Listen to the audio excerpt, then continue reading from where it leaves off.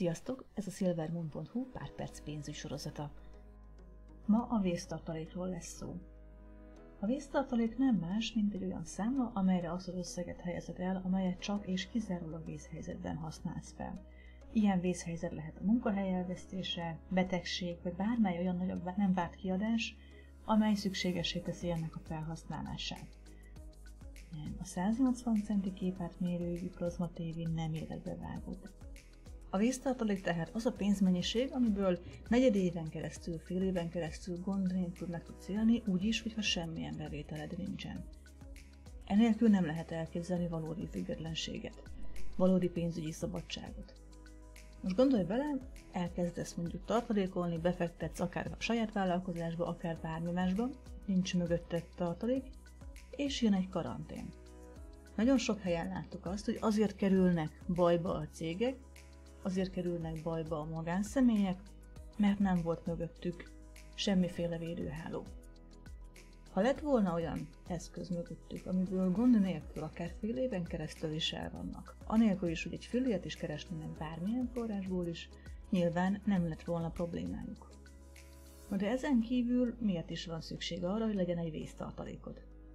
Egyrészt, ami elromolhat, az el is fog romlani. Teljesen más dolog az, hogyha van mihez nyúlnod hip-hopban, és van miből kifizetned a javítását, vagy arra kell gondolnod, hogy úristen, vegyek föl hitelt, viszi a bank a házamat, mert ez mind-mind kapkodáshoz vezet. A másik, hogyha van mire támaszkodnod, az jó érzés. Határozottan másként tudsz egy döntéshez hozzáállni, hogyha SOS-be kell meghoznod, vagy pedig ha hátra bírsz dőlni. Végül, de nem utolsó sorban, ha megnézed, akkor a baj mindig csőstől jön. Mondhatod, hogy befektetek egy ingatlanba, és majd az lesz az én vésztartalékom. Maximum kiadom, vagy eladom. Valamennyiért biztos sikerül, de teljesen biztos vagy abban, hogy áron alul szeretnéd eladni azt az ingatlant, vagy bármi mást, amit éppen megvettél. Vagy éppen a tartalékodból fedezed a szükséges kiadást. Hogy is néz ki magának a vésztartalék számlájának a fölépítése? Most, ahogy beszéltük már, nagyjából egy fél éven keresztül kell tudnod ebből megélned. Vegyük azt, hogy mondjuk Jani lesz az, aki most éppen a példánkban szerepel. Ha éppen Jani úgy dönt, hogy szeretne egy vésztartalékot, és tegyük föl, hogy ő kerek $500,000 visz haza havonta, ebből mondjuk menjen el 250 000 forint megélhetésre. Ennyi lesz a rezsie, az élelmezése, az utazás, az összes többi bármi más, ami ahhoz kell, hogy pénzt keressen. Tehát a munkába járás utazása az beletartozik, a havai nyaralás nem. Ahhoz, hogy Janinak minden költsége fedezve legyen egy fél éven keresztül, ahhoz szükséges $1,5 millió forint. Nos, hogyha Jani úgy dönt, hogy jusson és maradjon is, tehát ne minden fillért állítsunk élére, akkor tegyük föl, hogy havonta félretesz 50 000 forintot. Így igaz, hogy lassabban jön neki össze a szükséges vésztartalék, de még jut is minden más egyéb céljaira is. Ezzel a módszerrel kerek 30 hónap alatt, tehát nagyjából 2,5 év alatt föl is épül ez a tartalék, ami ahhoz szükséges, hogy biztonságban legyen. Nézzük meg azt, hogy ideális esetben hol tudod tárolni a vésztartalékodat. Nyilván tarthatod malacperselyben is, bár mondjuk $1,5 millió forint marhára hülyén fog kinézni malacperselyben, és mondhatod azt is, hogy én mindent befektetek címmel. Na igen, nézzük meg $1,5 millió forintot, hogyha elérte kedves Jánosunk, akkor éppen mi lesz a végeredménye, hogyha befekteti. A részvénypiac az elmúlt sok-sok év tapasztalata alapján átlagos szinten 1,8-10%-ot minden évben átlagban meg tudod termelni.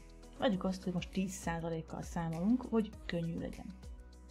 Ez a $1,5 millió forint az éves szinten 150 000 forintot termelne neki átlagban minden évben. Ez azt jelenti, hogy nagyjából 3 hónapnak a megtakarítását tenné hozzá a részvénypiac, abban az esetben, hogyha elérte ezt a $1,5 milliós szintet. Nyilván az első időszakban kevesebbet, mert még nincs annyi tőke, és később, ahogy hízik, egyre többet és többet.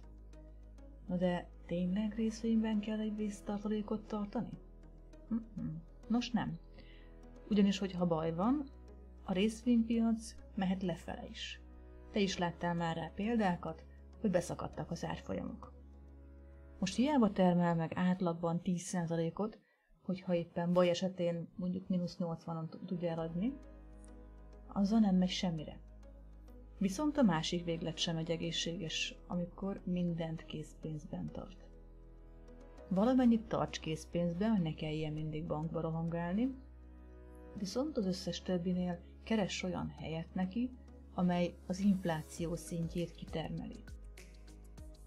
Azáltal ugyanis, hogy ha az infláció nincs kitermelve, akkor neked kell egyre többet és többet dolgoznod, lévén, hogy a vásárló erejéből veszít.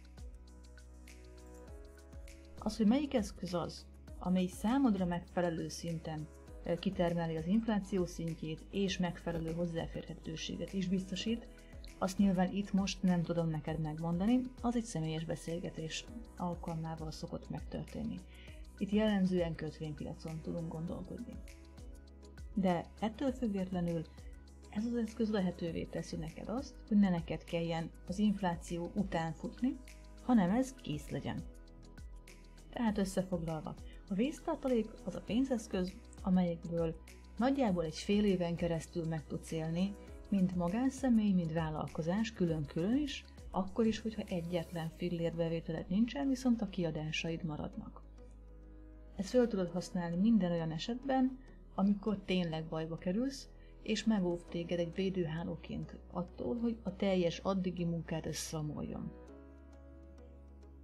Ennek nem feltétlenül kell készpénzben lennie, lehet egy része befektetésben is, hogy az inflációt lekövesse, viszont a magas kockázatú, hosszú távra szánt, egyben magas hozamú részvény alapú befektetéseket erre a célra ne használd föl, mert lehetnek visszaesések is, és nagyon-nagyon rosszul fog téged érinteni, hogyha adott esetben csak a felét kapod annak, mint amire számítanál, és amire szükséged van. Remélem tetszett ez a rész, ha igen, akkor iratkozz fel a csatornára, hogy elsőként kapjál hírt a frissítésekről.